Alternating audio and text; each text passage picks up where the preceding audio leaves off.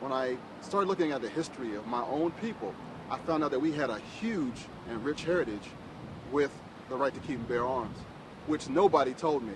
All I knew is that my grandmother kept a loaded shotgun in her kitchen. Well, both grandmothers actually. One kept hers in the bedroom. I had some uncles who all had firearms and rifles, and they were hunters, and they kept, the clan off the property, and that was just an unsaid thing. But once you came to the city, you were supposedly so civilized you didn't need firearms anymore.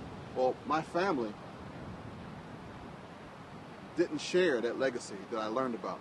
Once I did some research on my own history, I found out that every major thing that happened in this country with the right to keep and bear arms involved black people. The very first Supreme Court case involved a black person who was denied the right to vote and carry his rifle or shotgun with him, with his Cruikshank versus the United States Supreme Court. Then there was always, almost every 30 years after that, up until this point, there's been some rule by a person of color, denied because of something. And it went from, well, when slavery ended, it was the Civil War.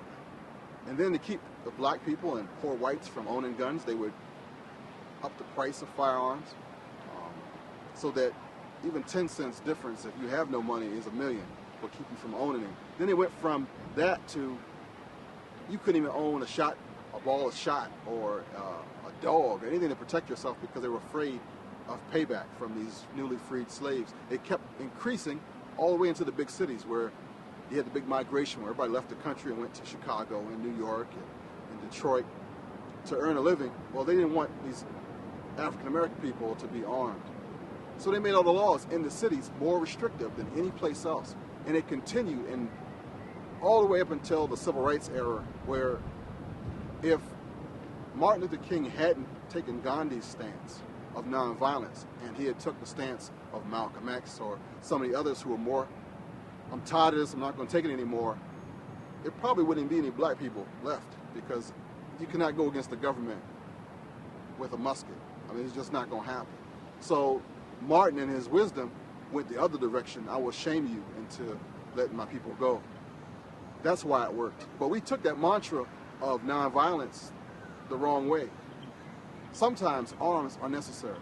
And when Martin was killed, when Malcolm was killed, when Robert Kennedy, when JFK was killed, the anti-gun people took that and said, see, guns are bad. And we love those guys, so why don't you just sign away your rights? And we thought we were doing the right thing.